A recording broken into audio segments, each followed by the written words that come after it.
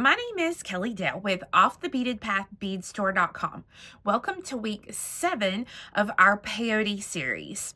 In previous weeks of this series, we talked about flat, even count peyote, flat, odd count peyote, 2-drop and 3-drop peyote. We've talked about increasing and decreasing. We have talked about how to use multiple size beads in designs for peyote. And today we are going to continue on that flat peyote, but I'm going to be teaching you how to do even count peyote with 2-hole beads. In the previous years, 2-hole beads have kind of been all the rage. So I wanted to show you how to do peyote with those 2-hole beads so you have another purpose for them. So this week I'm going to cover even count, and next week I'm going to cover odd count. They are very different in the way that they are done and they look when they are finished. So this week, all you're going to need is a stash of super duo beads. They can be super duo beads, they can be mini duo beads, gem duo beads, mini gem duo beads, tilas, quarter tilas, half tilas, pretty much any of those beads that will fit together and have 2 holes in them. For my samples today, I'm going to be using super duo beads, regular size super duo beads, and probably some maybe mini gem duo beads so that you can see. You're also going to need a little stash of 11s and 15s and possibly some 8s, because we're going to talk about how you decide on edgings and all of those different type things. So go ahead, grab some stash, grab your favorite size needles and thread, and let's get started. So you can see here some different samples that I have ready to go for you to see. These 3 here, let me see. No, these 2 right here are made with super duo beads. The one here in the middle is made with mini duo beads. This one here along the edge is made out of just a mix of beads I just threw together of super duo beads, and this one is made with mini gem duo beads.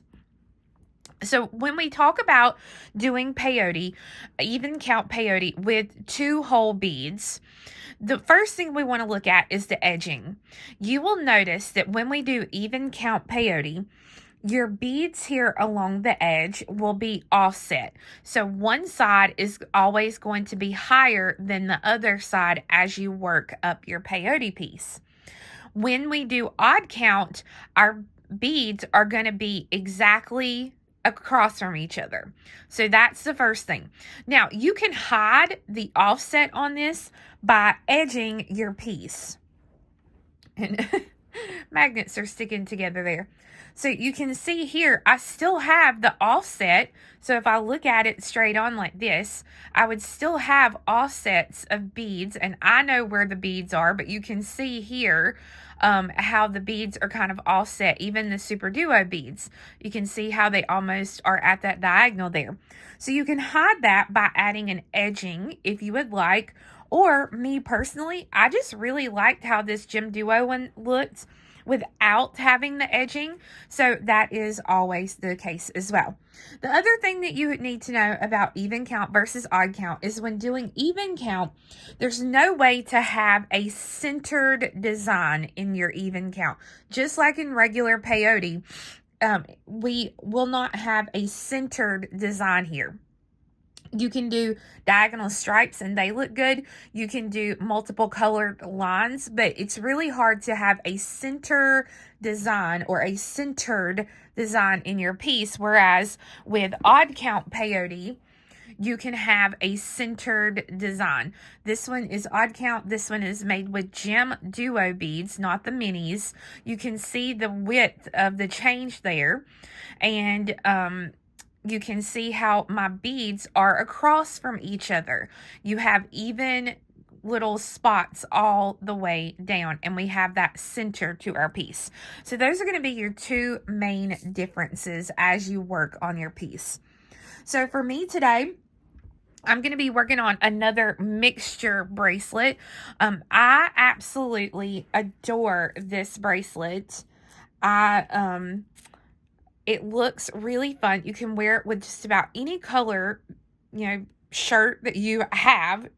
So it's a really, really good one to wear. Now, this is a leftover clasp that I had from my tiara cast. So I don't necessarily have that clasp in store anymore. This is an older one. But I am going to show you today how we make a bracelet with our even count peyote. So let's go ahead and get started. So in my project today, I'm going to be using my size 8 smoke dragon thread, but again, you can use just about any size thread you want, 1G, KO, any of that, but this is what I'm going to be using today. I'm using my mix of Super Duo beads, and I'm using a 15-0 galvanized champagne Duracoat galvanized bead. So the first thing I'm going to do is I'm going to take a random bead here on my tray, and I'm going to make it into my stop bead. I've got about 2 yards threaded on here, and I am going to leave about a 12-inch tail thread. And I'm going to come back through that stop bead again and pull the thread all the way through so that this will stop my beads from falling off. Now, when I'm done with my project or I'm ready to start working on this end, all I have to do is grab that bead and pull it, and it should pull right off for me, and I don't have to worry about it. So I want to make one the same thickness or width as this one here. So I'm going to go ahead and I'm going to thread on 10 beads. Remember, we're doing even count, so it has to be an even number of beads.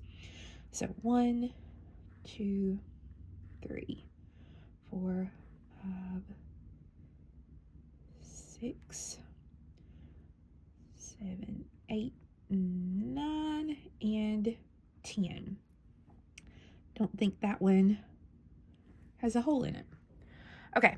So I have 10 beads here. And again, remember, it can be as wide or as skinny as you want it, depending upon what you are going, the width that you want, basically. So to get started, I'm going to pick up, let me get it laid out here.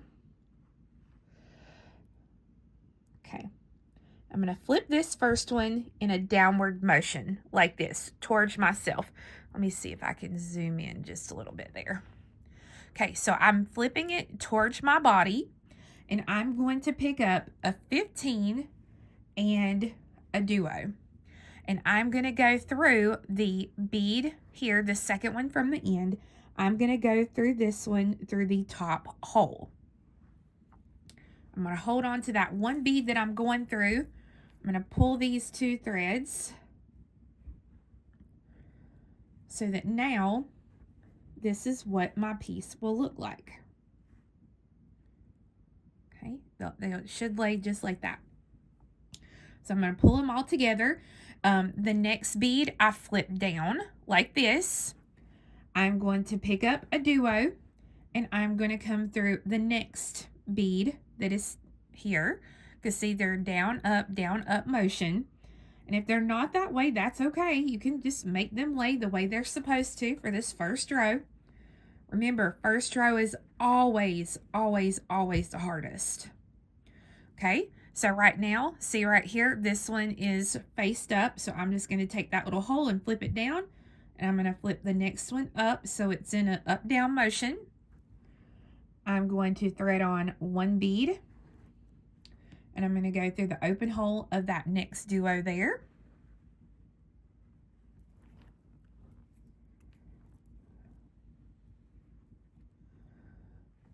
And the great thing about doing multiple colors like this and just a mix, you don't have to pay attention to a pattern or anything like that. I love doing that when you're first learning because it makes your life a little bit easier.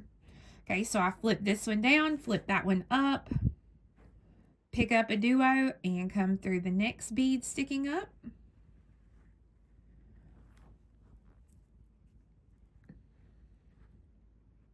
Okay, and my last 2 here, again, I make sure that the one next to it that I'm going to be skipping is face downward.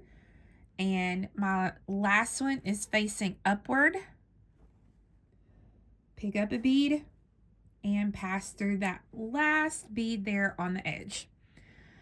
So that when you pull this, this is what your piece will look like. They're all interlocked together. So I'm going to pick up a 15 and a duo, and I'm going to work back in the opposite direction. So I'm going to pick up my beads, and I'm going to come through the top hole of that last duo that I added.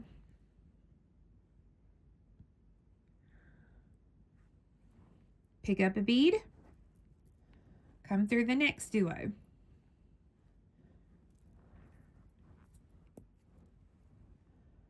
Pick up a bead.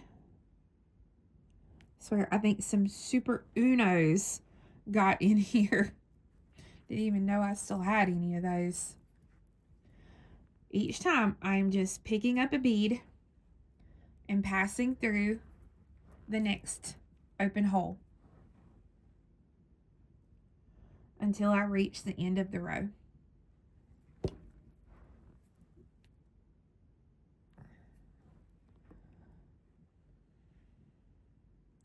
So when you get to an end, I'm going to pick up a 15 and a duo, and now I'm going to work back the other way. So I'm just picking up the beads as I go down, and make sure kind of as I said, oh, I think I've got some super unos. As I pick up each one, I'm looking at both holes to make sure both holes are open, so that way I don't have to worry about getting to the next row and then having to rip out a row because the fact that the holes were plugged.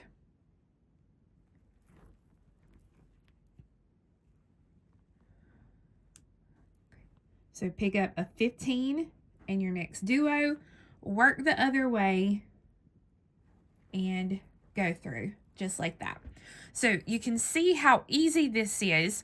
Again, the hardest part is getting that first row started, and then it's just real simple popping those beads into place. So I'm going to go ahead and do this so you can see what this one's going to look like, and then we're going to go over just some different ways and different edgings that you can do, and I'm going to also show you with gem duo beads. Once you have the length that you want, then you will end just like you normally are at the end of your row. Now, it's going to depend on what kind of clasp you put on there. On this clasp, it's a stitch-in clasp, but I knew that there was no perfect way to stitch this one in. So you can see here, I came off of some of the seed beads and made loops to connect them to my clasp. But on this one, I'm going to use a toggle clasp. I'm going to do it a little differently. So here on the very end, I'm going to thread on 3 of my size 15 seed beads, and I'm going to pass through that first duo.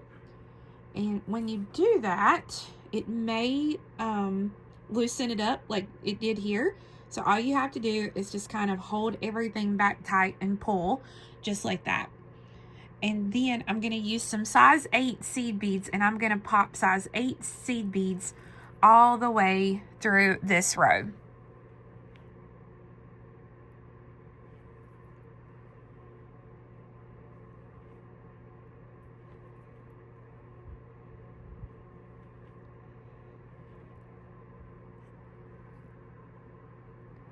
So that is what the end of my row will look like.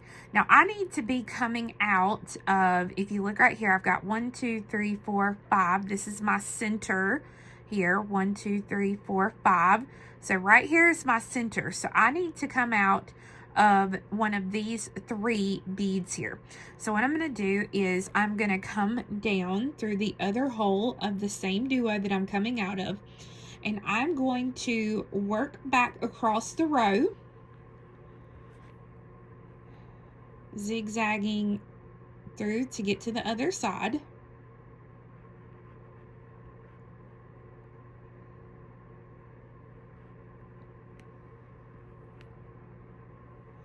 And as you work, be careful not to get any of your thread caught on the edge of your beadwork or anything like that, because then of course you got to go in and fix it.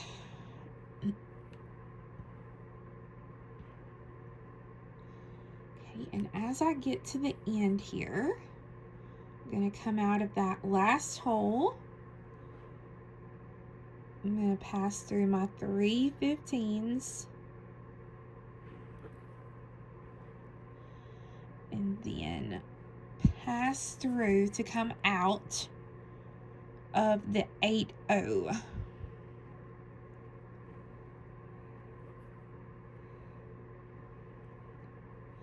So 1, 2, 3, 4, 5, and 1, 2, 3, 4, 5. Yep, so 1, 2, 3. These are the 3 beads I need to be coming out of.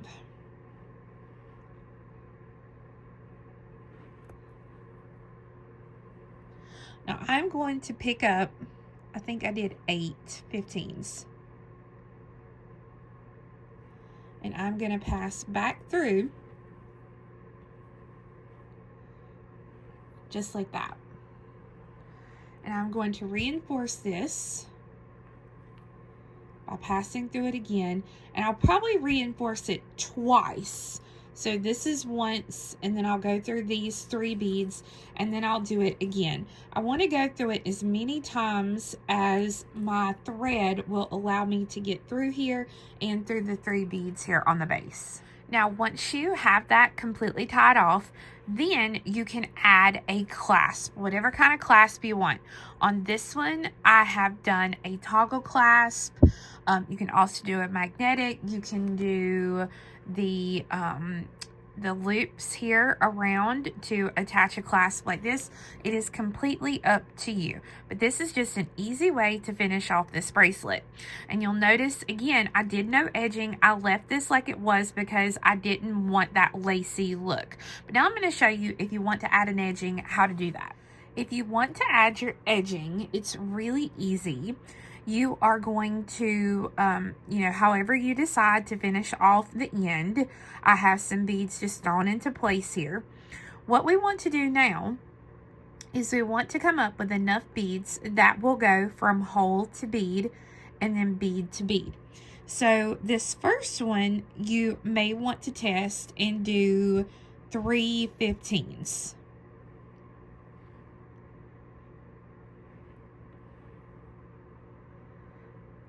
Let's do one more. Let's pull that back out and do one more.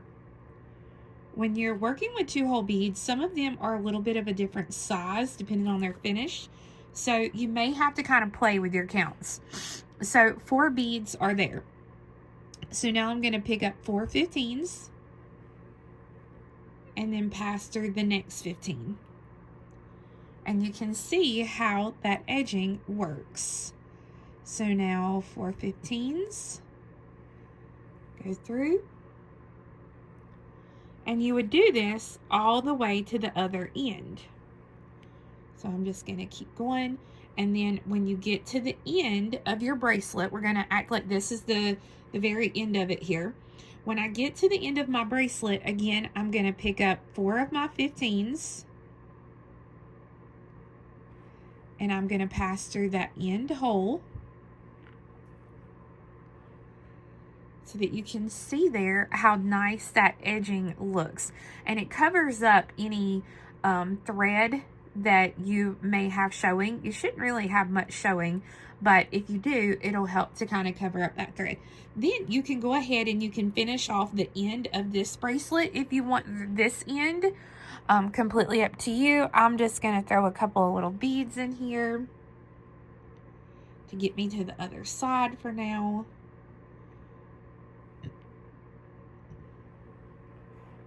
I'll pick up some more 15s. And then this time, what I would do, before I actually do this, I will go ahead and take this little short thread that I have, which you should have 12 inches. But I'll take that tail thread, and I'm going to go ahead and I'm going to finish off this end however I'm planning to. As far as this last bead. So I'm going to put 4 15s here just to see. Yeah, I'm going to put 4 15s there. And then I can go ahead at this point with this short thread, and I can finish off this thread. So I can go ahead and tie it off or do whatever I want to finish up that thread. And then I will work down the bracelet to add my beads on this side. Now here's the thing, when you work on the one side, do not pull. If I pull that thread super tight, even with this little short piece, it cups it up. But you see how it's starting to bend this way. It's kind of cupping and pulling it a little bit. So you don't want to pull tightly. You just want to pull enough so that it pops those beads into place. And then you would do the same thing on this end of the bracelet. Now, I did want to show you a couple of options as you work on your bracelet. Both of these bracelets were made with Super Duo beads, and you can see how I've used the 4/15s along the edges of those. And then here on the ends of them, I've actually used size 8 seed beads in between my spaces, and then I have centered the clasp over a duo and an 8. I've done the same thing on this bracelet. You can see here I've used 8s on the end, and then again centered the clasp over a duo and an 8. So it's completely up to you and how you want to finish off the end of that one. Now you'll notice that this one is made with mini Super Duo beads. And instead of doing the 4 beads along the outer edge, I've actually used a 15, an 11, and a 15. So that way it worked out a little better. I couldn't use 4/15, so you can kind of see what that looks like. And then here on the edge of this bracelet, again, I've used some 8s to end there. So it's completely up to you and kind of how you want to play around with finishing off your bracelets that you do with Super Duos or even tila beads work similar to this. Now, I did want to mention about gem duo beads, because gem duo beads, unlike Super Duo beads, they are double-sided. So we have a flat side and we have a rounded side. So we can't just thread on the same hole all the way around and hope that it works out right like we do with the duos. So with these, and you can see here on this one, again, we need to make it to where it will lay right. So on this one, I like to go ahead and lay my beads out the way that I'm going to need them to be on the needle. So I always like to start out with one that's up like this. So I would thread on the lower hole here, the upper hole here, then lower hole, and when I flip this one around, I would thread on the upper hole like this. This is kind of how you want it to lay. Now, if you wanted to do a pattern like I've done here that has this diagonal pattern, then what I'll actually need to make sure that I do, if I want turquoise, purple, turquoise, is I need to flip, let's see here, I need to do like this so that I can build that pattern that I want to build. So when I get ready to thread these on, I'm going to thread on the bottom hole, and I can tell that that hole is plugged right there. So we need to fix that. I'm actually just going to use a whole new one. Okay, so I have bottom hole, top hole, bottom hole, and top hole. So now I know that when I go to work with these, they're going to be already in the right position where all of them will be up like they are showing here. Now, when you go and work with a new size bead, you need to kind of play around with how many beads you are going to need to connect row to row without it making a huge impact. So with these mini gem duos here, you can see that I used a 15, an 11, and a 15 when I did those rows. So the gem duos are a little bit bigger, so I might have to add a little bit of a bigger seed bead or more seed beads in between this. You could even pop in a little 3mm bicone when you're working with these gem duos. So I grabbed some of my little 3mm here, and I'm going to try a 15, a 3mm, and a 15. And I'm going to try this first to see if it works. So when I thread my new gem duo on, so I put it right here, so I know that I've got to have purple to get me in that diagonal position. So I'm going to thread on the bottom hole of the purple here. And then I'm going to go through the top hole of the purple that is already in place. I'm going to kind of hold those and bring this down like this and lay it back out. And ooh, I like it. I think that little 3mm is going to look good right there. So see, that gives me just enough room there, and it gives me a little bit of a different look besides just seed beads. So now I would pick up a turquoise because that would be next in my line. So I'm going to pick up the bottom hole of the turquoise, and then I'm going to go through the top hole of the turquoise here on the end. And I'm going to pull this through. And when I do, this is what I've got. So now my next color is going to be purple. So if you want to lay out your pattern, you can lay it out, but I can already know my next color is going to be purple. And then I would need to put in a turquoise right here is what I would need to do. So what I'm going to do is I'm going to pick up a 15, a 3mm, and a 15.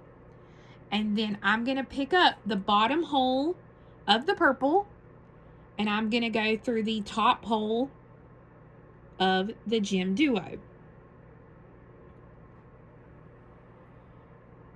So you can see it's very, very, very similar to what we did with the super duos. We just have to be more careful about how we pick up the holes in the gem duos. So now it'll be a turquoise bottom hole, and I'm going to go through the top hole of the purple.